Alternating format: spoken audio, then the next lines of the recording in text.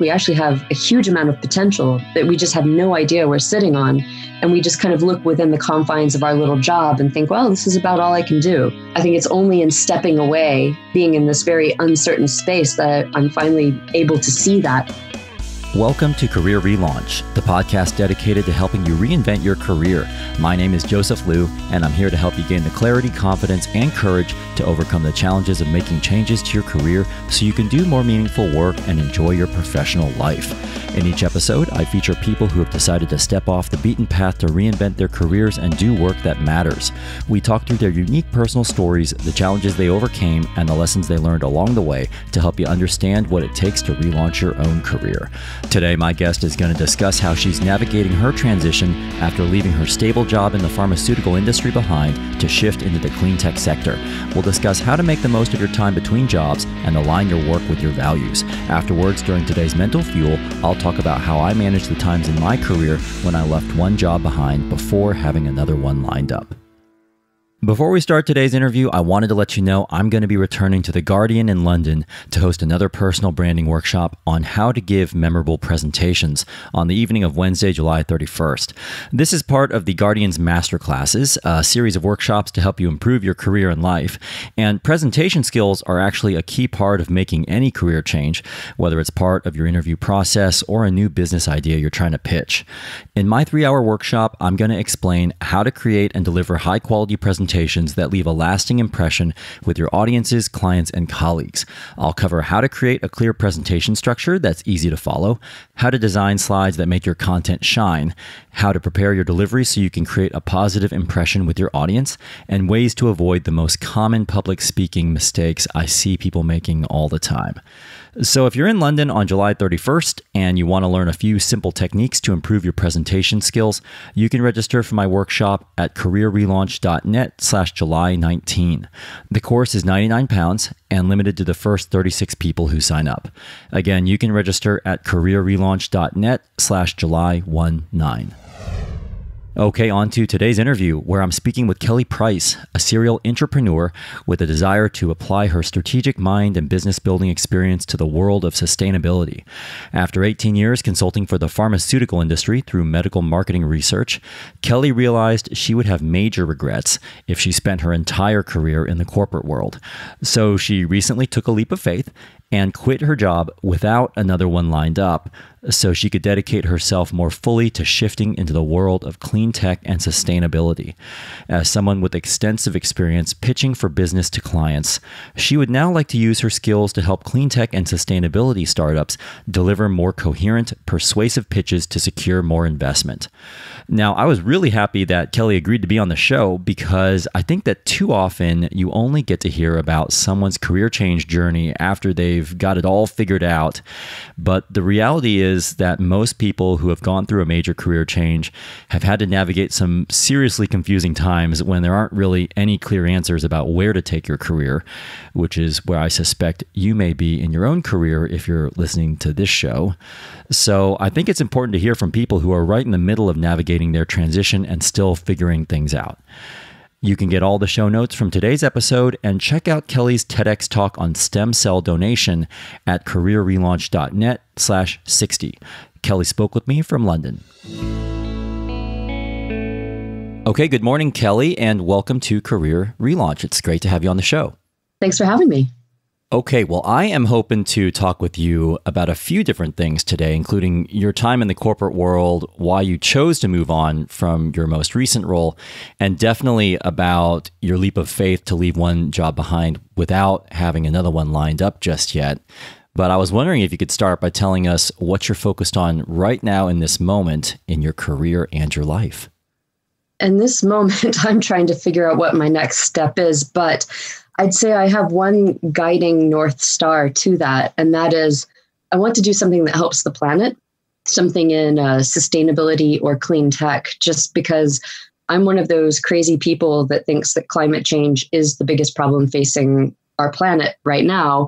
And if I look back on my life and I know that I wasn't part of the solution, in fact, I was part of the problem, I know I won't be satisfied. Well, I really want to thank you in advance for coming on the show, Kelly, because I know you mentioned you don't have things exactly figured out. And I actually think that's really nice because I think it can sometimes feel like everyone else out there has their career figured out. But in reality, for many people, especially those listening to this show, the process of navigating a transition is really confusing and there are no clear answers. So I'm really looking forward to hearing you give a glimpse into the realities of a transition. I was wondering if you could start off by just explaining what you were doing before this moment. I know you had spent many years being involved in the world of oncology drugs, where, as I understand it, your job was basically to help bring cancer drugs to market.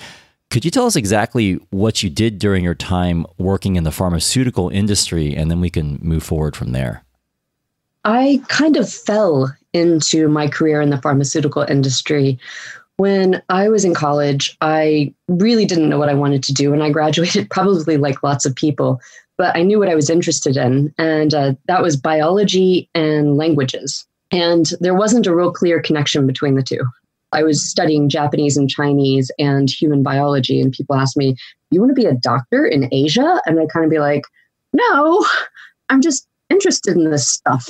And when I graduated, which was 2001, the tech bubble in Silicon Valley was bursting, and getting a job in that area was not going to be the easiest thing in the world.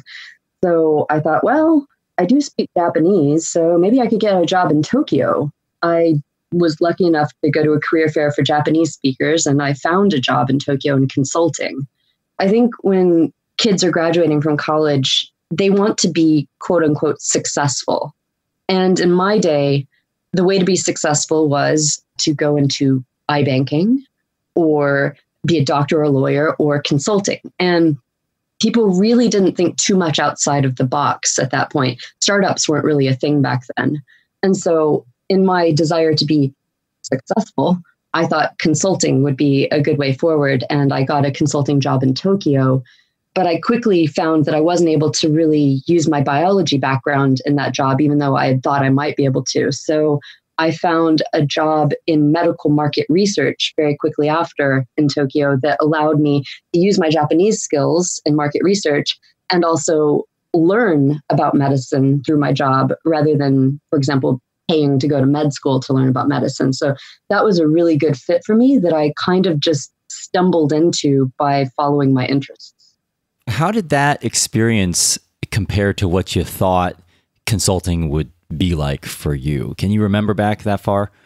In my mind, in my naive little new graduate mind, consulting was this very glamorous career where you wore a nice suit and you went to the client site and you gave very erudite answers to business problems. And when I finally got on the ground, I found myself basically being a body, kind of hired out on a project.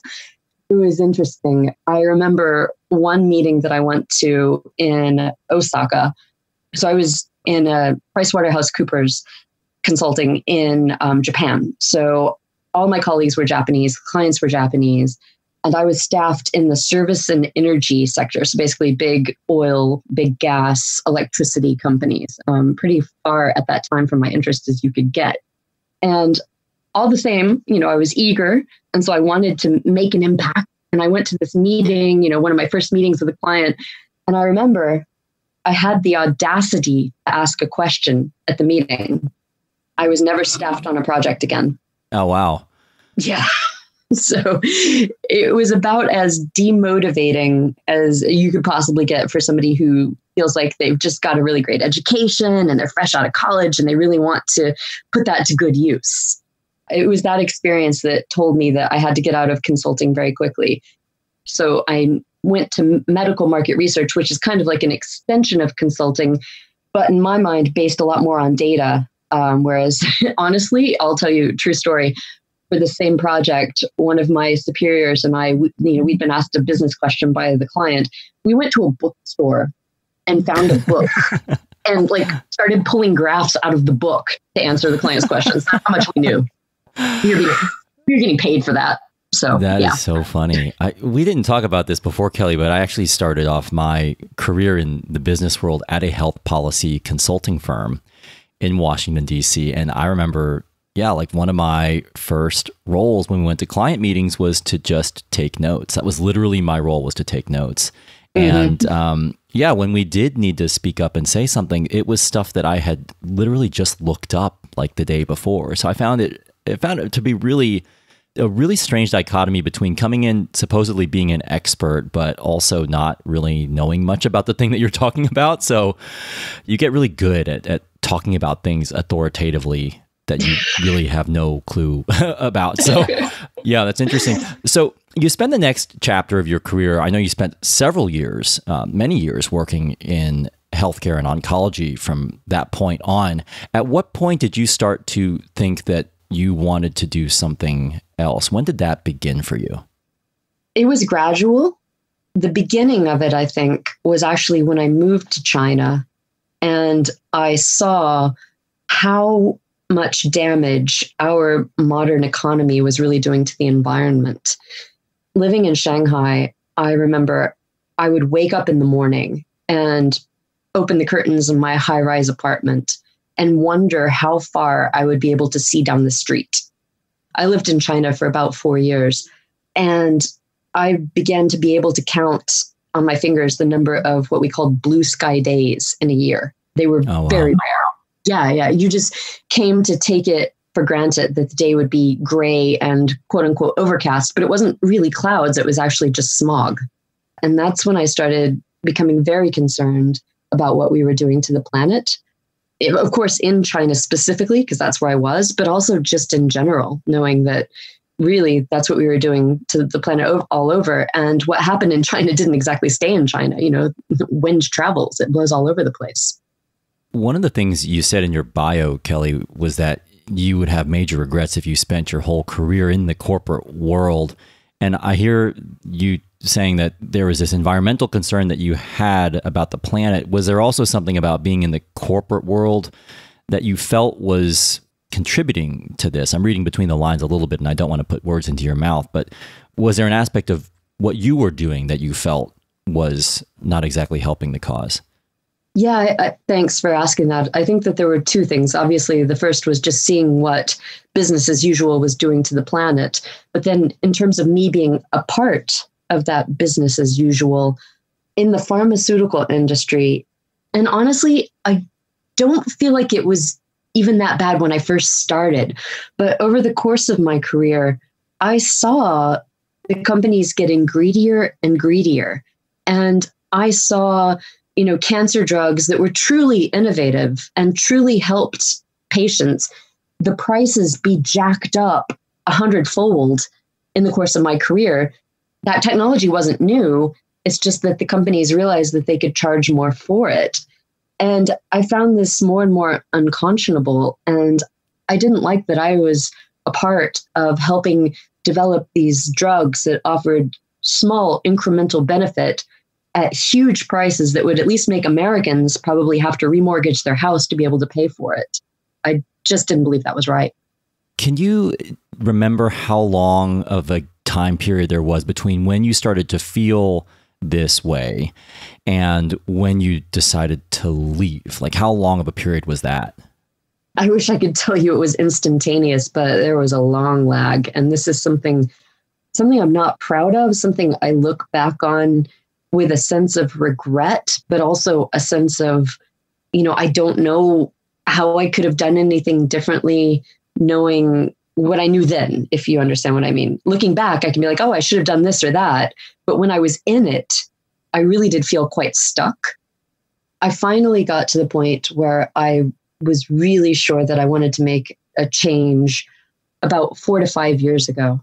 So we're talking about years then when you were feeling this way. Why didn't you leave sooner? And I'm asking you this because I've been in a similar position where I wasn't really feeling it with my job and I didn't feel proud of what I was doing, but I still hung on to it for longer than I expected. Oh, God, I hate to answer this question, but the honest answer is two things: fear and money. Mm-hmm. Those are the two things. I was afraid to leave. I was afraid to get off that corporate treadmill. I'd even had people say, well, if you take some time out. There's a gap in your CV and that looks terrible. And I was like, oh no, I want to be successful. I'm an overachiever. I can't have a gap in my CV. Right. So, there was that. There was a lack of creativity on my part, a lack of maybe belief in myself that, there was much else that I could do. And there was also, and Joseph, I know you and I have talked about this, but, the proverbial golden handcuffs.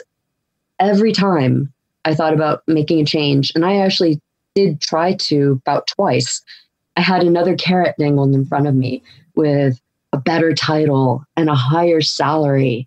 And you think to yourself, well, I'd be silly to not take that and give it a try.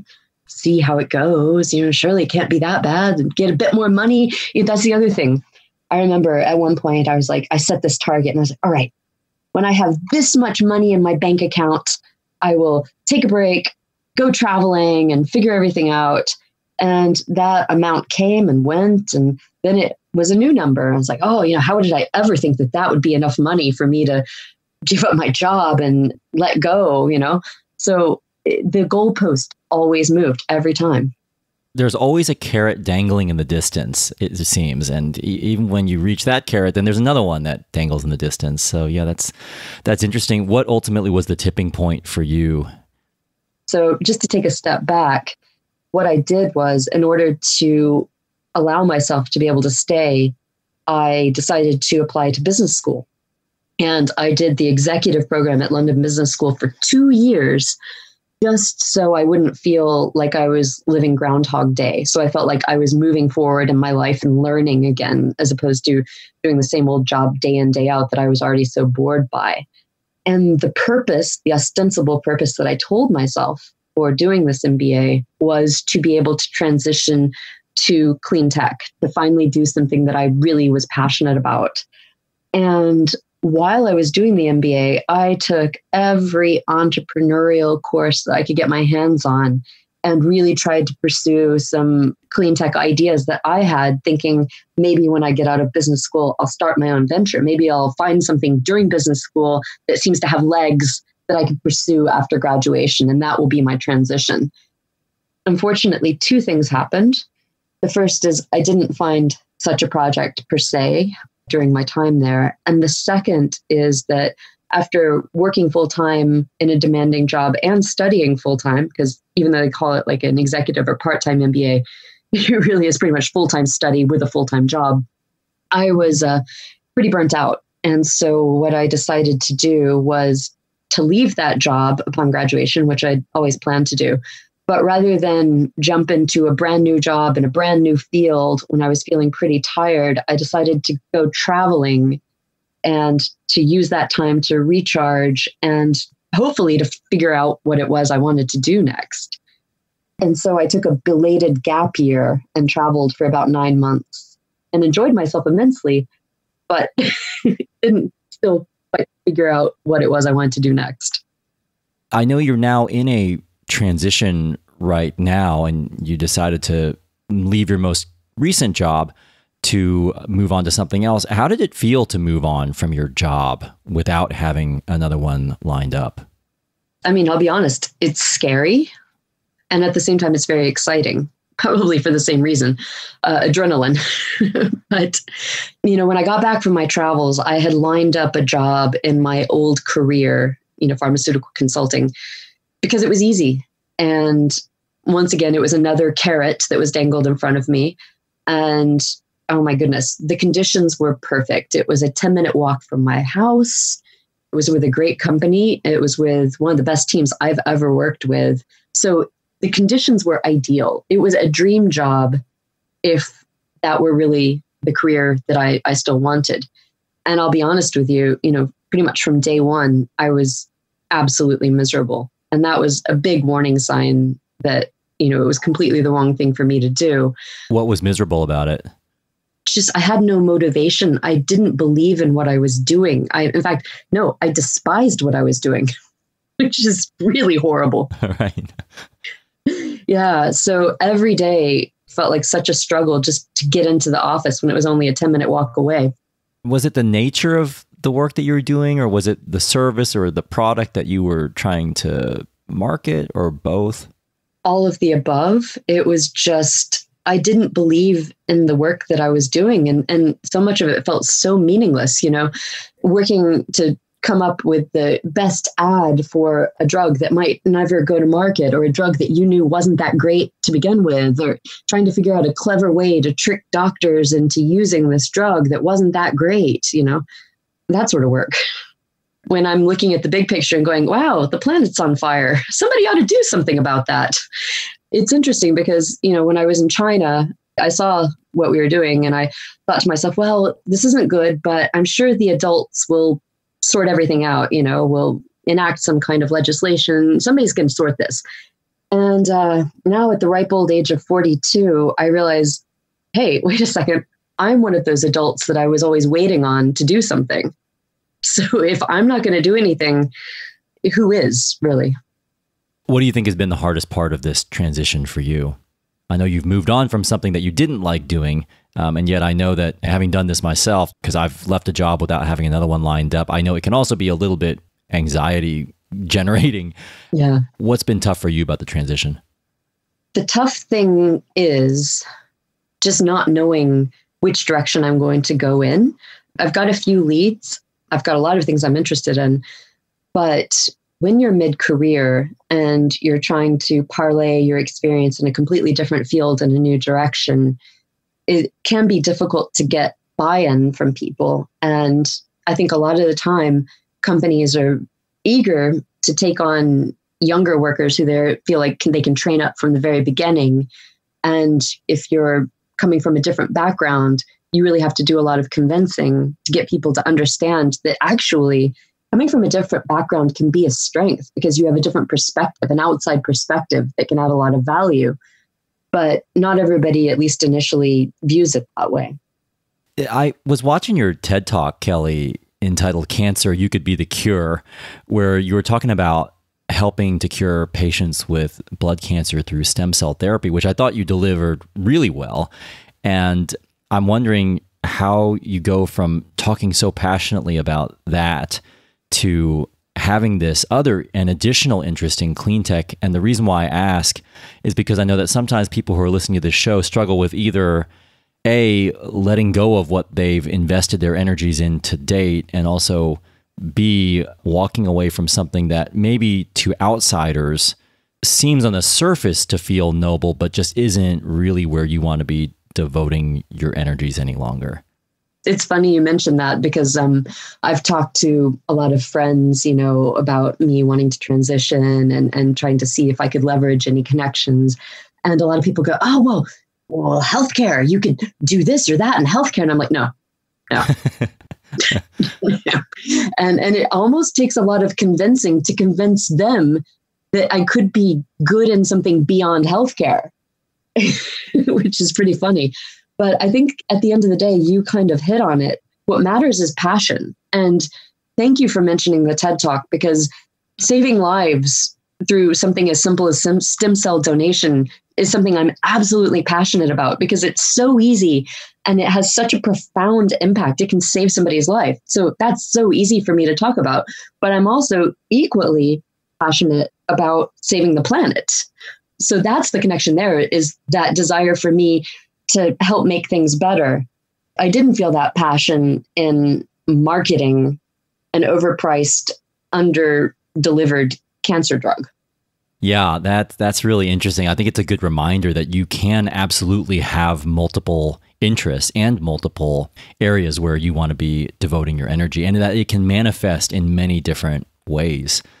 Before we talk about some of the lessons you've learned, you mentioned London Business School a second ago and how you did your MBA there. And I was wondering if we could talk for a second about the LBS reunion.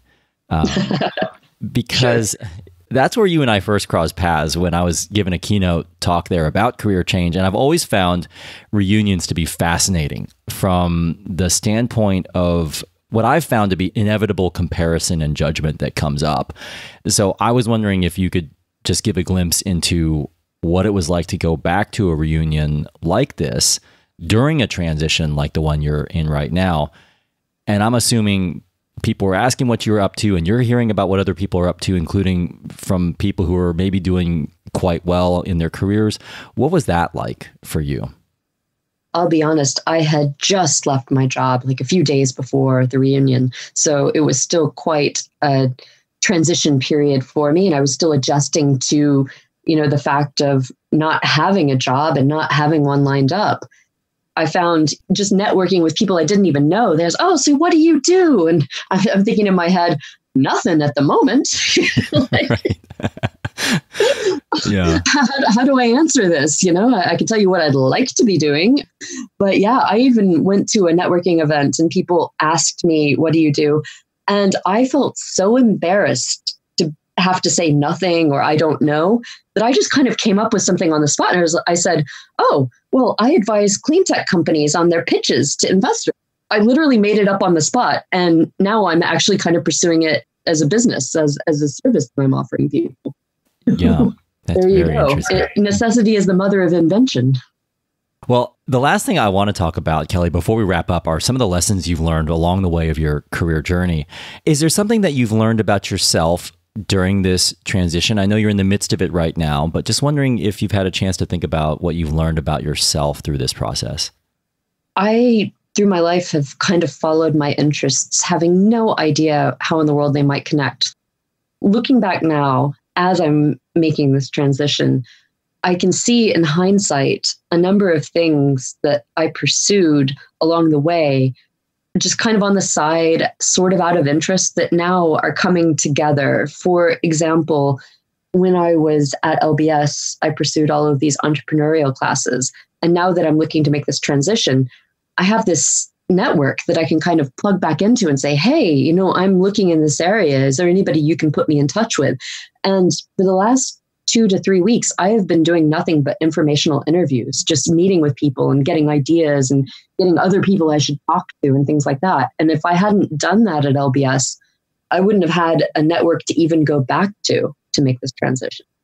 Another thing is, while I was in my last role, back in medical consulting, I actually took a day off work and went to a biogas conference in Birmingham, just out of interest, because one of my clean tech ideas was, what if we took all the food waste in London and biogassed it to turn it into electricity, and maybe I could start a company doing that. So I literally went to Birmingham for a day just to attend this conference, just to kind of float that idea and see how feasible it might be. Now I'm actually interviewing with an NGO that works in the biogas space that puts on that conference randomly. Like, that just kind of came on my radar, and I had no idea that there was a connection, but there was. And a long time ago, out of curiosity, I had checked out from a library a book called Waste by Tristram Stewart, and started reading it and learned about how much food we waste, from grocery stores, basically in our homes and this and that in the industry. And now I'm interviewing with a company that works on getting rid of food waste at point of production. So there's a whole bunch of little things that I did along the way that I'm now seeing results, whereas I never viewed it with an ulterior motive. I just did it out of interest before. What about something that you wished you had known that you now know about what's most important to you in your career? Well, I think my last role just showed me money isn't what makes me happy. Meaning is what makes me happy. And I wish that I could have had more confidence in myself to transition earlier. I wish I could have had more creativity, in thinking of things that I could have done beyond what I was doing at that time. But I think that, I don't know if it's companies themselves, corporate world, puts people a little bit in boxes and almost makes you think this is about all you can do. And it's really sad, because I think we actually have a huge amount of potential that we just have no idea we're sitting on. And we just kind of look within the confines of our little job and think, well, this is about all I can do. And I wish so badly that I could have known that before. And I think it's only in stepping away and, being in this very uncertain space that I'm finally able to see that now. But, hindsight is 20/20. And finally, do you have anything you hope someone who's listening to this will take away from this conversation, especially if they're feeling misplaced in their jobs, but don't know exactly what they want to do instead and just not sure what to do about their situation.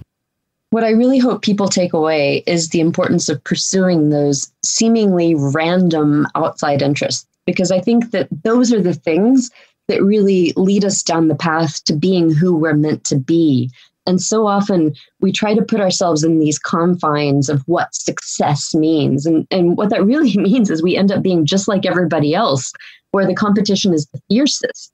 And it's when we really pursue those interests that are uniquely ours that we can become who we're meant to be and add that unique value that we have to give the world. And the world's really missing out when we don't do that. Well, that is a really great reminder, Kelly, for us all to not be afraid to explore and just dip your toe into another interest you may have, even if you don't know where that may lead you. And speaking of additional interests, I want to wrap up with what you're doing right now. You alluded to the interest you developed for clean tech during your time working in a different industry. Can you tell me a little bit more about your clean tech consulting service?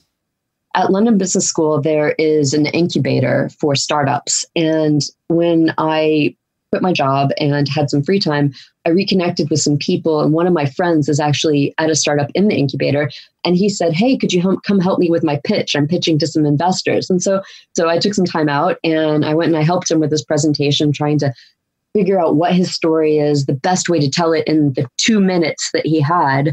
And he seemed to find my feedback really helpful. And it's something I quite enjoy because in my line of work in business development, I've done a lot of pitching in my day. And then when I was in the entrepreneurial classes at LBS, I did that all the time. And so when I helped him, I thought to myself, gosh, this is a really great use of my skill set. And it's something I really enjoy and I really care about.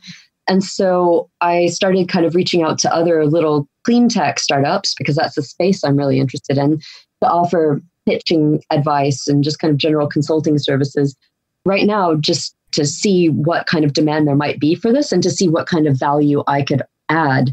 And I've been really surprised at the reception so far. So that's something that I'm just kind of looking into on the side as I also look at other opportunities. Very cool. It's really great to hear you already jumping onto that idea so quickly. And if people want to learn more about you or your clean tech consulting service, where could they go? So the website is www.sundryventures, that's sundryventures.co.uk.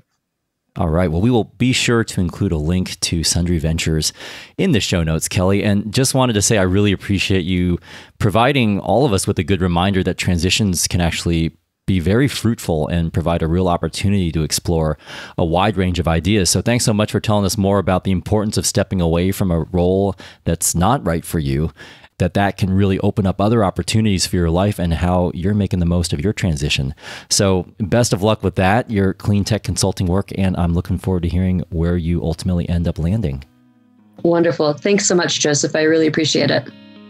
So I hope you enjoyed hearing Kelly's thoughts on the importance of aligning your work with your values and the upside of leaving one job behind, even if you don't have your next move fully figured out.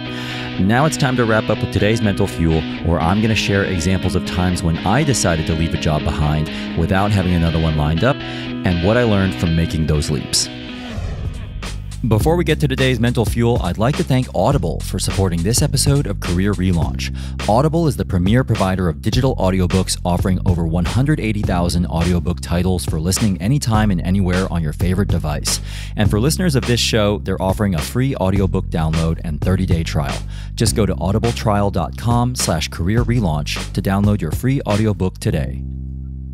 This is the part of the show called Mental Fuel, where I finish the show with a brief personal story related to one of the topics we covered today and wrap up with a simple challenge to help you move forward with your own career goals. For today's Mental Fuel, I'd like to pick up on this idea Kelly mentioned about closing one chapter in your career down before you have your next job lined up or your next chapter figured out.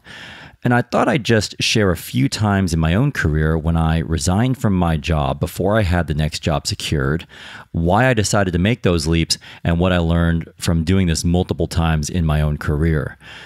Now, the conventional wisdom out there says it's much easier to find your next job when you're still employed. And this is something you probably hear all the time. And I get where that sentiment comes from. Employers tend to prefer hiring you when you're already gainfully employed because it signals you're employable. You come across as more confident and less desperate during the hiring process. You definitely have more negotiating leverage when you don't come across as needing the job you're offered. And there's also this broad assumption that people don't tend to leave jobs without another one lined up unless something's wrong.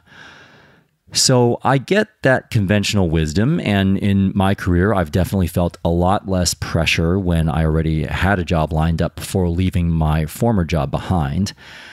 At the same time, there's also a different kind of pressure in place if you do want to move on to something new and you're having to balance your job search or your side project with your full-time day job. Part of it is just time and energy. Limiting job searching to evenings and weekends is not easy, especially if you're feeling drained from your day job. Another issue is logistics. Finding a way to covertly interview during the day is pretty tough. And then there's just headspace, having the mental room to evaluate what you truly want, which isn't always easy if you're balancing all your obligations at work and at home. So in my career, I've had my fair share of instances when I've decided to go ahead and close down one chapter of my career before I had my next move figured out. For example, when I resigned from medical school, I had no idea what I wanted to do instead. When I resigned from my marketing role at Clorox to move to London, I didn't have my job lined up yet in the UK. And when I resigned from my marketing job at GU, I also didn't have my next role lined up. And there were three common characteristics across each of these instances when I decided to make a leap. First, I'd reached a point where I just felt like I was spending too much of my days doing work that no longer felt aligned with the priorities in my life. Second, I realized I was no longer making the most of who I am. And third, I'd gotten to a point where I just didn't find my situation acceptable anymore and really felt I needed to do something about it. In each of those situations, though, I really had to hustle, network aggressively, and dedicate myself fully to the job search in order to land my next role, because I do think it's harder to find your next job if you're not employed in many ways. And when I mean dedicate myself fully, I'm talking about treating my job hunt like a full-time job, putting in 40 to 50 hours a week on the search. What I've learned from making these uncertain leaps into the unknown is that it actually is harder in many ways to navigate these sorts of transitions. But at the same time, if you can afford to do it, there are benefits. You can bring your A game to the job hunt with a full tank of energy. You actually end up having the headspace to gain some much needed perspective and clarity on what it is you truly want. And you actually have some time for yourself to just regroup and recharge before your next big endeavor. So if you're in a situation where you don't necessarily like your line of work, but you don't feel like it's an option to walk away before you have your next role lined up, just know that people do actually do this. And as someone who's done this myself and someone who's crossed paths with a lot of career changers, I can tell you that it absolutely can work out as long as you're willing to really put in the work to uncover the right opportunities, to give 110% to the recruitment process, and to weather the uncertain transition and judgment you might face along the way. Ultimately, you just have to decide where to draw the line and whether you can realistically afford to have an employment gap if things take longer than you expect. But I do think that sometimes you just reach a point where you have to let go of what you have to open up enough space for something that's more important. This brings me to a quote from the late advice columnist Ruth Crowley, also known as Ann Landers. Some people believe holding on and hanging in there are signs of great strength. However, there are times when it takes much more strength to know when to let go and then do it. So if you find yourself in a situation trying to figure out whether to hold on or let go of your job before you have something else lined up, my challenge to you is to answer two questions. First, what single biggest interest in your life are you serving by staying? And second, what single biggest opportunity could you open up for yourself by leaving? Then just see how those two stack up against one another and do your best to make a call on whether or not now is the right time to move on. If you want some help organizing and capturing your thoughts related to this challenge and exercise, I've got a free worksheet you can fill out to help you sort through whether you should stay or leave your current job. You can download it at careerrelaunch.net/60, where you can also find a summary of all the key concepts from today's conversation with Kelly. Again, that's careerrelaunch.net/60. In our next episode of Career Relaunch, we're heading to Pasadena, California, where I'll be speaking with a former partner at a law firm who also decided to leave his job before knowing exactly what he would do next, and eventually went on to found his own public adjusting company. We're going to talk about the dynamics of following in the professional footsteps of a parent and how being unhappy at work can affect your family life. Thanks so much for listening to Career Relaunch, and a special thanks again to Kelly Price for sharing her story with us today from London. This episode was mixed by Richard Pennington. Electrocardiogram wrote and performed our original theme song. I'm Joseph Liu, and I'll see you next time.